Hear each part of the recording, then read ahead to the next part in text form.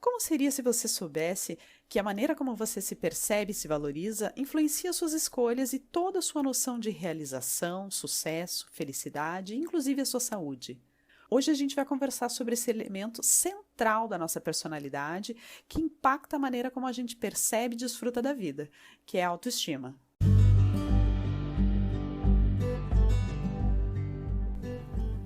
Eu sou Luciene Geiger e convido você a estar comigo em mais um episódio do Berço. Um podcast para quem já percebeu que vivemos uma época de intensas e profundas mudanças individuais e coletivas. Um podcast para você que quer se comprometer e colaborar para que essa mudança seja positiva, construtiva e regenerativa para você e também para todo o planeta. Os dois últimos episódios do Berço, que abordaram a síndrome da impostora e a procrastinação, foram temas pedidos por ouvintes do podcast. E esses temas acabaram tendo uma repercussão bem importante. Então, por isso, eu acabei decidindo gravar uma série de episódios em que a gente vai olhar para esses temas mais uma vez, mas de uma forma ampliada, porque a gente vai falar sobre autoestima. Então, esse e os próximos episódios vão focar na autoestima. E por que falar sobre esse tema? O que é autoestima, afinal? Acredito que esse seja o ponto de partida necessário para a gente começar a falar sobre isso e também para você entender por que esse assunto é tão importante para a nossa saúde e para o nosso senso de autorrealização. E também porque pode ser tão importante investir num trabalho terapêutico para tornar a sua autoestima mais saudável. Sempre que eu vejo a palavra autoestima solta por aí, eu procuro identificar o que é que as pessoas estão querendo dizer quando usam ela. E frequentemente o que se pensa sobre o que é autoestima, como ela deveria ser e o que a gente pode fazer para melhorar, eu vejo que isso frequentemente traz algumas distorções e até alguns equívocos. Então vamos lá, o que é autoestima afinal? Se a gente dividir essa palavra ao meio, por um lado a gente tem o termo prefixo auto, que é um prefixo que a gente usa para se referir a si mesmo, a nós mesmos. E do outro lado a gente tem estima, que quer dizer o apreço, a consideração que a gente tem por algo ou por alguém, a partir do valor que a gente reconhece nesse algo ou alguém. Então, por exemplo, vamos pensar numa criança pequena. Você já deve ter testemunhado ou até ter sido vítima da sinceridade infantil. Quando uma criança gosta de uma pessoa, ela expressa isso sem esconder. E o mesmo a gente vê em relação ao contrário. Se ela não gosta, ela também não esconde. Muitas vezes ela vai até dizer titia chata, titia feia, ou eu não gosto do Dindo, eu não gosto da mamãe. Isso vem dela, vem da própria capacidade que ela tem de atribuir valor a tudo que existe. E essa criança também já atribui valor a si e, portanto, já nutre uma estima de si, tanto pela própria experiência que tem consigo mesma, e também pelo que ela recebe das pessoas mais importantes da vida dela, das pessoas que para ela são mais significativas. Ela vai crescendo e vai ouvindo, que linda, uau, que esperta, você conseguiu, você consegue fazer, que lindo que você fez, como você é isso, aquilo, né? Por aí vai. E assim ela vai absorvendo, introjetando essas ideias e esses valores. E os valores que ela captura, que ela percebe sendo atribuídos a essas ideias. E ela vai se dando conta de que, opa, quando eu fico quietinha enquanto a mamãe está lá no telefone, eu vejo que ela fica feliz e que depois ela me enche de beijos e diz que eu sou a menina mais fofa, mais amada da vida dela. E eu gosto disso. E assim ela vai crescendo e vai formando esse conjunto de ideias, né, esse conjunto de características e de valores sobre o mundo e sobre ela mesma. E conforme ela vai aprendendo e experimentando isso, vai ter coisas e pessoas que ela vai apreciar e vai ter características que ela vai apreciar numa pessoa, que por isso ela vai gostar, né? Até em função disso, talvez ela goste da pessoa. E também vai ter atributos, características que ela não vai gostar. E que se estiverem presentes, ela pode, inclusive, deixar de gostar ou de admirar essa pessoa. E essa criança vai crescendo e vai se tornando alguém. Quem será que ela se torna? Eu, você, todos nós. Então, em resumo, desde a infância, você vai construindo e ajustando uma visão de si e também do mundo, atrelada a valores que surgem da sua própria experiência, mas não só da experiência. Também a partir dos valores que vêm das pessoas que são as mais importantes na sua vida. E a partir disso, você pode gostar ou não gostar de você ou então gostar de algumas partes suas e não de outras. Então a autoestima vai se referir a isso. O valor que a gente identifica na gente mesmo, que faz com que a gente se goste, se ame, se admire e se considere ok. É reconhecer as características que a gente tem e atribuir um valor para a gente ou para partes da gente em função disso. Se eu digo que eu sou uma pessoa que, por exemplo, fala bastante e facilmente conversa com as pessoas, eu estou só descrevendo uma característica, um atributo. Isso vai fazer parte do meu autoconceito, da imagem que eu tenho de mim, né? Da ideia que eu trago de quem eu sou. Mas que valor eu atribuo a ser assim, uma pessoa falante? Aí é que entra o ponto que eu considero o ponto-chave para a questão da autoestima. O valor que cada pessoa reconhece em si. O valor que você reconhece em você e que, obviamente, vai impactar o modo como você se relaciona com você mesma e também com o mundo ao seu redor. Esse é o motivo que faz com que a autoestima seja algo tão importante para nós. Porque a partir dela é que a gente vai se perceber e perceber o mundo. E também fazer juízos sobre. E o que a gente percebe é para nós a realidade. Anota isso. No corpo e na alma. Nós não percebemos o mundo como ele é. Não percebemos como nós somos. Mas ao contrário, nós somos e o mundo é conforme nós percebemos. Porque percepção cria a realidade. Então, conforme você percebe algo, assim esse algo é para você, pelo menos para você. Daqui a pouco tem alguém aí que percebe de uma maneira muito parecida, e então vocês vão ter a impressão de que vocês têm a mesma visão das coisas, ou que aquilo é igual para vocês, mas na verdade vocês estão realmente partilhando de uma visão semelhante. E conforme você percebe isso, que para você vai ser a realidade, você vai agir e reagir em resposta a essa percepção. E conforme você percebe isso, que para você vai ser a realidade, você vai agir e reagir como uma resposta a essa percepção. Então, se, por exemplo, você está caminhando numa determinada rua meia-noite, num lugar que você sempre ouviu falar que é um lugar perigoso, em que acontecem furtos, atos violentos, é bem provável que você considere potencialmente perigosas quase todas as pessoas que você vir caminhando nesse lugar, naquele momento. Mesmo que você não tenha indícios para isso, de que elas sejam realmente pessoas perigosas. Né? Mesmo que seja só uma suposição, um receio seu. Mas essa provavelmente vai ser a sua avaliação. Da mesma forma, se você vai para um lugar no mundo em que ser baixo, vamos pensar assim, em que ser baixo em termos de estatura seja o mais comum e o mais apreciado. É possível que você se sinta depreciada se você for alta. Mesmo que na sua cultura esse seja um atributo bastante valorizado. Porque ser alta não é algo bom nem ruim, não é melhor, não é pior, não é certo, não é errado, não é mais ou menos bonito. É simplesmente ser alta, né? E ainda a gente pode discutir esse conceito. Porém, o valor que a gente costuma ver atrelado a essa característica está no juízo que se faz dessa característica, dessa e de qualquer outra. E isso é algo que pode mudar de pessoa a pessoa, de cultura para cultura e de época para época, né? De uma época para outra. A gente nasce sabendo atribuir valor para as coisas, então, a partir da nossa experiência. Tá com fome? Surge um seio, um copinho de leite? Ótimo! Tá quente e eu tô toda entrochada, como a gente costuma dizer por aqui.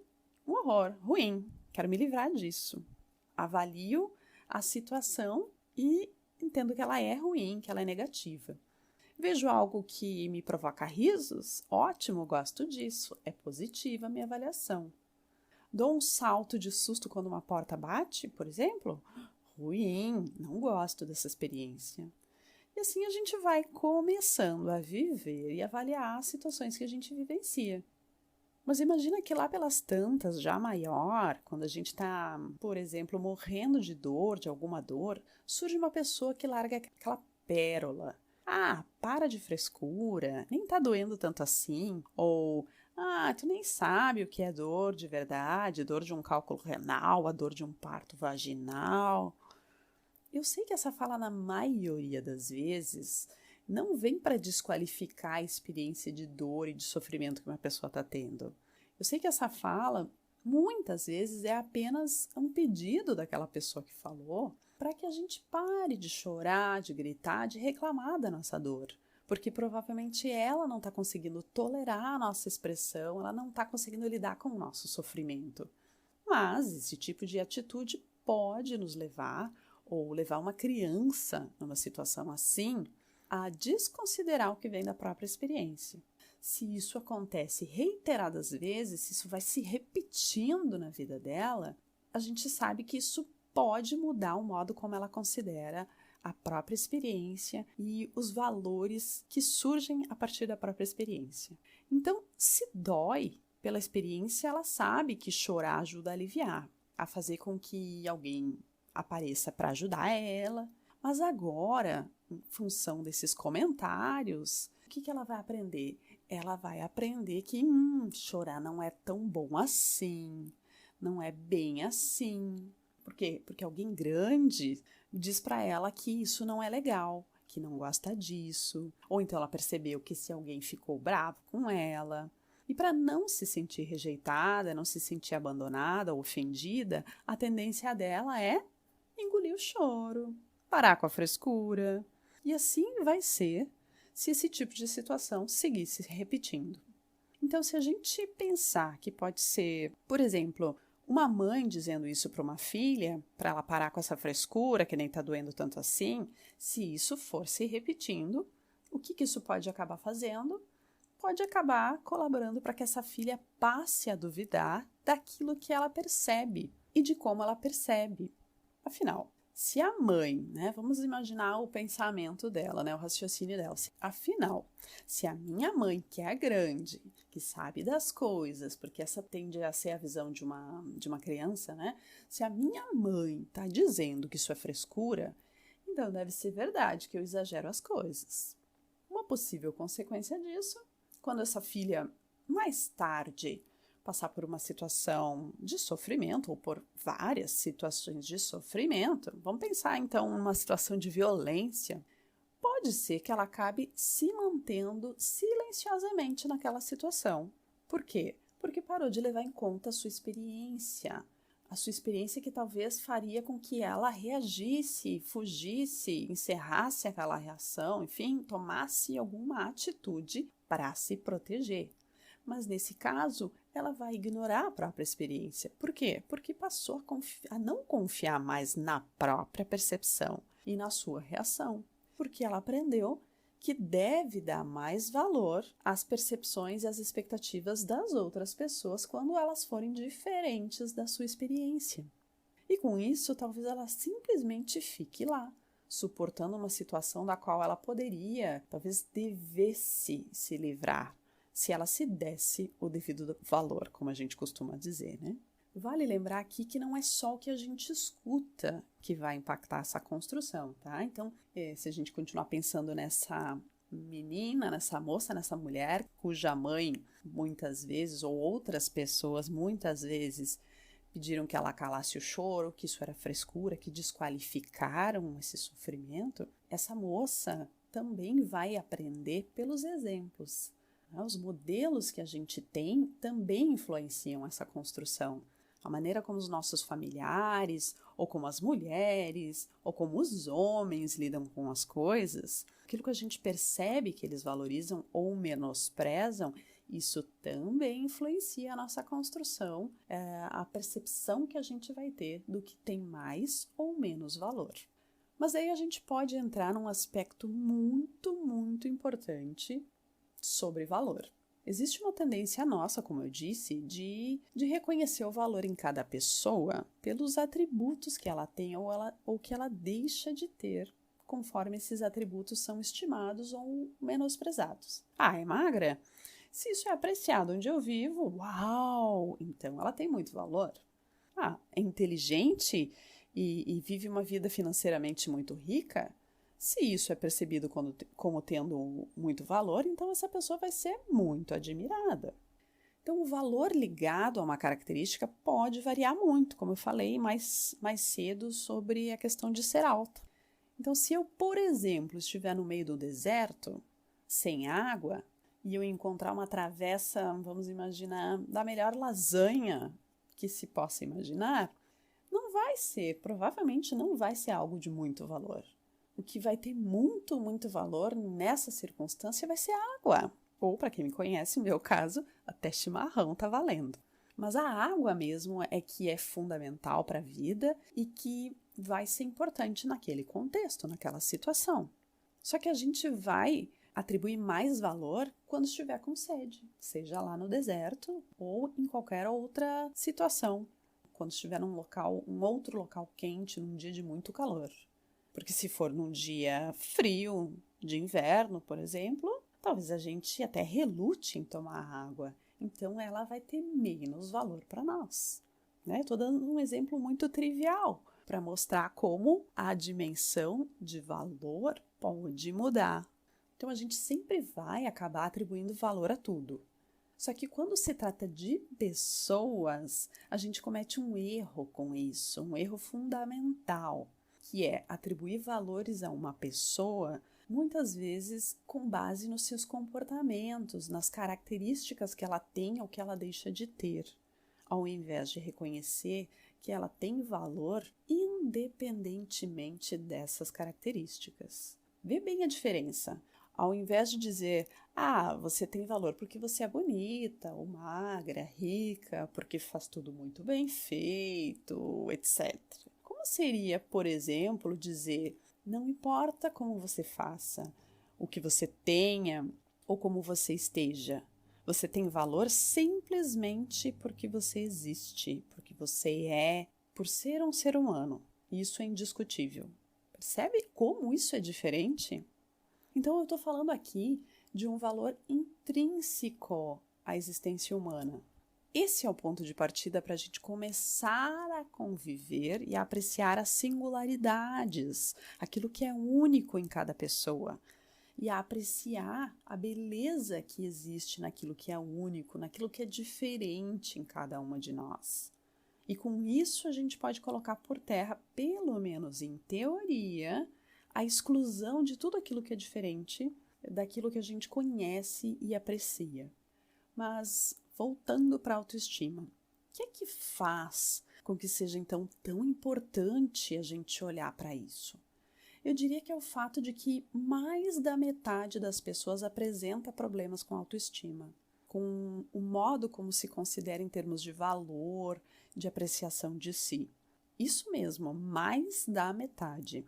E existem 3 problemas que podem acontecer em termos de autoestima e de fato acontecem com a maioria das pessoas, que são a baixa autoestima, que você já deve ter ouvido falar, porque é algo que cotidianamente as pessoas falam, mas tem também a autoestima frágil e a autoestima inflada ou alta. A primeira delas, então, a baixa autoestima, ela diz respeito àquela pessoa que costuma não se valorizar, que se percebe com pouco valor. Essa pessoa tende a se sentir insegura, a não confiar em si mesma, a não se sentir capaz em diversas situações e muitas vezes ela vai até se considerar uma farsa. Então, se você escutou aí um episódio anterior, você já pode saber que quem vive a síndrome da impostora tende a ter uma autoestima mais baixa. São pessoas que se criticam muito e, em contrapartida, elas olham pouco para suas qualidades. E assim elas acabam se colocando muito para baixo. Existe até uma estimativa de que cerca de 15% das pessoas apresentam baixa autoestima. E essas pessoas são propensas, inclusive, a sofrer com quadros depressivos. Existe também uma outra forma da autoestima se apresentar de maneira disfuncional, que é a autoestima frágil, que é a forma mais comum, aquela com a qual possivelmente uma de nós está identificada, ou eu ou você, porque afeta cerca de metade das pessoas. De 5 a 6 pessoas entre cada 10 acabam apresentando uma autoestima com essas características que eu vou descrever agora. A primeira e talvez mais comum dessas características é a sensibilidade emocional. é ser muito sensível à rejeição, à indiferença, ao abandono. Ok que ser rejeitado, ser abandonado, tende a ser algo ruim para todo mundo. Mas a questão é que pessoas com essa fragilidade sofrem muito mais. E devido a isso, essas pessoas vivem muita instabilidade nas relações interpessoais. Elas tendem a se magoar com mais facilidade, a dar muito valor para a opinião de outras pessoas, a serem carentes de afeto, de atenção e também acabam sendo muito sensíveis a frustrações, né? Elas toleram pouco as situações em que são frustradas, as situações em que elas recebem críticas. E elas também, inclusive, são sensíveis às situações em que elas recebem elogios. Porque sim, com uma crítica, essa pessoa pode ficar muito mal. Mas com elogio, ela também vai reagir, vai para o céu, né? Então, ela é muito reativa à opinião alheia. Isso pode trazer para ela muita ansiedade, muita instabilidade emocional, muitos altos e baixos, né? Porque ela fica refém de algo que ela não pode controlar. Que é o quê? A opinião, a visão de outras pessoas. Porque ela acabou colocando a baliza, o fiel da balança nas mãos dessas outras pessoas, ou seja, fora dela.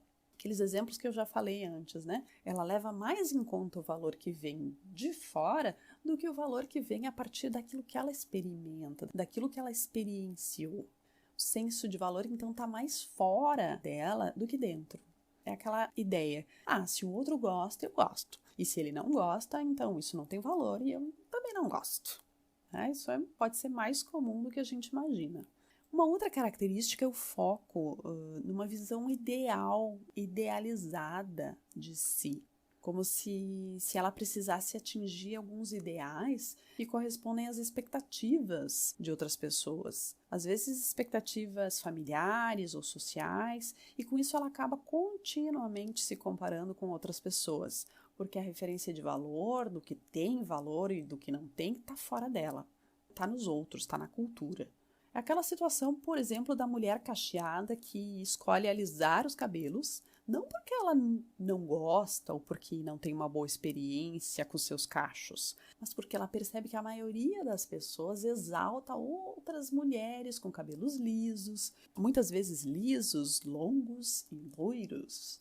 Se ela não enxerga valor nela tendo cachos, por não corresponder ao que parece ser mais valorizado externamente, e se ela dá um peso muito importante para o valor que vem de fora, ela corre o risco de ceder ao padrão mais valorizado ou então a ficar sofrendo por não corresponder a ele. E aí, ou alisa os cabelos, ou fica reclamando de não ter nascido com eles lisos, ou então até as duas coisas.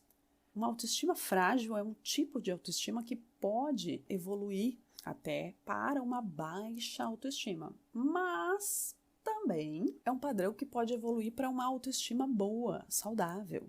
A virada de chave para isso é trazer de volta a referência para si, a referência de valor para si, para a sua experiência. Não desconsiderando que haja outras referências, que as outras pessoas têm outras percepções, mas confiando mais nas suas próprias referências. E outra característica marcante desse tipo frágil é uma constante necessidade de agradar as outras pessoas, de receber elogios, aprovação. E de quebra, ter uma dificuldade muitas vezes bem grande de fazer diferente do que os outros valorizam ou esperam, né? Inclusive dificuldade de dizer não. Como ela própria não se aprecia ou não tanto, ela vai buscar o reconhecimento do valor e o afeto nas outras pessoas, que a gente já falou. Então, se ela dá muito valor, muito peso para a opinião dos outros, os elogios, a aprovação tem um peso grande também. E por fim, uma outra marca característica é uma autocrítica severa, excessiva, ela se massacra, ela não se perdoa, não deixa espaço para imperfeições. Isso acaba fazendo com que essa pessoa tenda a ter muita vergonha de si, a se culpar, a se cobrar demais. E o que pode ter colaborado para a autoestima de uma pessoa se formar assim de uma maneira tão frágil? Para a gente entender isso, porque afinal a gente está falando de cerca de metade das pessoas, a gente precisa entender como se forma a autoestima, que foi o que eu falei mais no começo já desse episódio. Então, só para a gente dar uma repassada, né? A autoestima se forma a partir da relação que nós temos com as pessoas mais importantes da nossa vida. Em geral, são os nossos pais, ou avós, ou irmãos mais velhos, ou cuidadores como babás, professores. Conforme a gente se relaciona com essas pessoas, especialmente nos primeiros anos da nossa vida, que é quando a gente vai estruturando essa visão de si, nós vamos percebendo quanto de atenção, de amor, de cuidado, de admiração a gente vai recebendo. Isso vai impactar o senso de valor que nós vamos atribuir a nós mesmos. E por que eu digo percepção? E de novo a percepção. Porque mesmo que você tenha recebido atenção, carinho, cuidados que aos olhos de uma pessoa de fora tenham sido de maneira adequada, em quantidade adequada, talvez não tenha sido percebido como suficiente por você. Esse é um ponto importante. Então, é muito comum que os pais, os adultos, acreditem que estão dando aquilo que a criança precisa, mas nem sempre é o que a criança vai perceber dessa maneira, né? Nem sempre ela vai perceber o que ela recebe como sendo assim, como sendo suficiente. Nem sempre as percepções vão bater. Outro aspecto são as dores e as feridas emocionais que você possa ter vivido ao longo da sua vida. Que situações trouxeram dor, deixaram feridas em você? E quando eu falo dores e feridas, a gente pode pensar no bullying, que algumas pessoas tenham sofrido, nas agressões físicas, em ofensas, em humilhações, na dor da perda de um familiar, de alguma pessoa importante por morte ou por separação. E também a gente tem que pensar quais eram os recursos que você tinha, que você teve para lidar nessas situações. Outros aspectos que a gente já mencionou aqui, em outros episódios, que impactam a autoestima são o quanto nós fomos criadas para correspondermos a uma certa imagem que era considerada a melhor, a mais correta, a mais bonita, a de mais sucesso, procurando assim agradar um ideal que foi forjado por outras pessoas. Expectativas às vezes muito altas, muito distantes do que a gente era ou do que a gente queria ser e que foram depositadas geralmente pelas pessoas mais importantes da nossa vida. Tudo isso então pode impactar a visão que uma pessoa tem de si e o valor que ela atribui a si ou a partes de si mesma. Bom, até agora, até aqui, a gente falou sobre autoestima baixa e frágil, mas existe ainda um terceiro problema, menos comum, mas existe mais um problema com a autoestima, que é uma maneira como ela pode se apresentar, que é o que se chama de autoestima elevada ou alta autoestima, que é um quadro que a gente identifica naquela pessoa que se acha, né? Você deve conhecer alguém que se acha. Eu costumo dizer que uma pessoa assim, ela não se acha, ela tem certeza. Ela tem certeza que ela é boa, que ela é ótima, que ela é maravilhosa. É uma pessoa que precisa se afirmar, que precisa aparecer o tempo todo, se destacar. E claro que para confirmar que ela é maravilhosa, não pode ter espaços para defeitos, para fraquezas. Então, o que é que ela tende a fazer? Uma pessoa, então, com autoestima elevada, ela tende a ignorar, a minimizar seus defeitos, suas fragilidades, e ela acaba enaltecendo demais as suas qualidades. É o famoso ego inflado. E é importante a gente dizer que isso não quer dizer que essa pessoa seja uma pessoa realmente autoconfiante, como muitas vezes outras pessoas vão perceber ela, vão olhar para ela e vão dizer, uau, ela se garante. Mas nem sempre é isso que acontece. Não, na verdade, essas atitudes, muitas vezes elas mascaram toda uma base interna de insegurança. Então, essas atitudes mais infladas, mais de se superestimar, são, no fundo, uma grande defesa com as suas inseguranças internas. Para não fazer contato com essa insegurança, o que ela faz? Ela vai superestimar os seus poderes. E também, não bastasse isso, muitas vezes ela vai desqualificar as outras pessoas para se perceber melhor, para se perceber superior mesmo.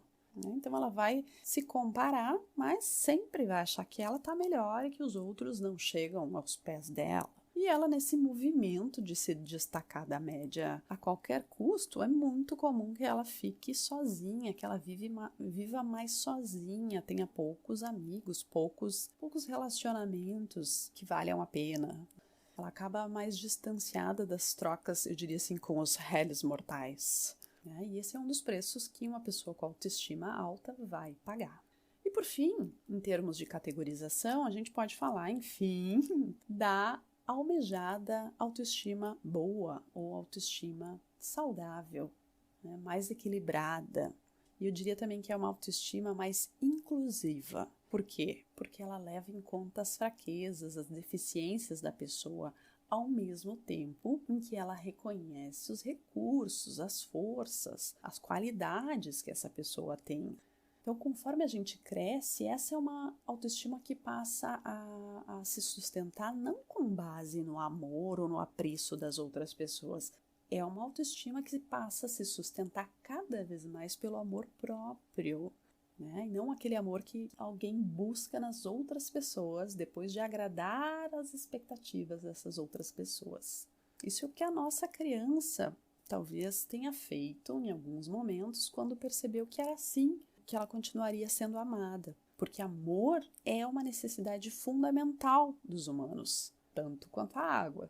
É fundamental. Não é à toa que a gente ouve falar a expressão que alguém fez ou faria tudo por amor, porque realmente é algo fundamental. Então, uma autoestima saudável, ela não se baseia predominantemente no amor externo, no amor de outras pessoas. E não quer dizer que não se queira ser amado, tá? A pessoa, ela gosta de ser querida, de ser amada, mas essa pessoa, ela consegue se amar, ela se curte o suficiente para não depender do amor, dos elogios e da admiração das outras pessoas. Essa é a grande diferença, Muito pelo contrário, é um amor próprio com uma característica bem importante. Ele é incondicional. O que isso significa? Significa que não importa o que a pessoa faça ou o que ela deixe de fazer, o que ela tenha ou o que ela não tenha, ela vai se considerar, ela vai se amar do mesmo jeito. É se amar simplesmente porque existe. Ela sabe que ela tem valor porque ela é uma pessoa. Ela sabe que ela tem valor simplesmente porque ela existe como pessoa. Mesmo quando ela faz besteira, quando ela perde uma característica que aos seus olhos lhe trazia mais beleza, por exemplo, nada disso vai mudar. Ela vai continuar gostando dela mesma. Então, isso é muito diferente do que a gente viu na autoestima frágil ou mesmo na baixa autoestima. E mesmo no quadro de uma autoestima elevada, em que muitas vezes a pessoa vai mascarar, vai minimizar aquilo que não lhe agrada tanto, ok? Bem, acho que por hoje já falei bastante sobre os tipos de autoestima, mas antes da gente partir para a ação, eu quero indicar para você um livro incrível. Lá vem uma indicação e essa super vale a pena. É um livro chamado Imersão, um romance terapêutico. Esse livro foi escrito pelo psiquiatra, pesquisador, terapeuta, entre tantos outros predicados, também gaúcho, o Diogo Lara. Ele que também é um dos fundadores de um aplicativo que eu já uso há um bom tempo e que eu muitas vezes indico para os meus clientes em terapia, que é o Símbolo. O Símbolo é o nome desse aplicativo. Mas a dica de hoje, o foco é nesse livro incrível no qual o Diogo aborda esses tipos de autoestima que eu acabei descrevendo, por meio de vivências terapêuticas que os personagens vão fazendo, mergulhando nas suas dores, nas suas memórias traumáticas, justamente para começarem a se relacionar consigo mesmos de uma outra forma, para chegarem então a uma boa autoestima. É um livro incrível e eu aposto que se você decidir ler esse livro, você vai ver que ele vai mexer com você. Ele vai promover transformação em você. E agora, enfim, chegou a hora da ação.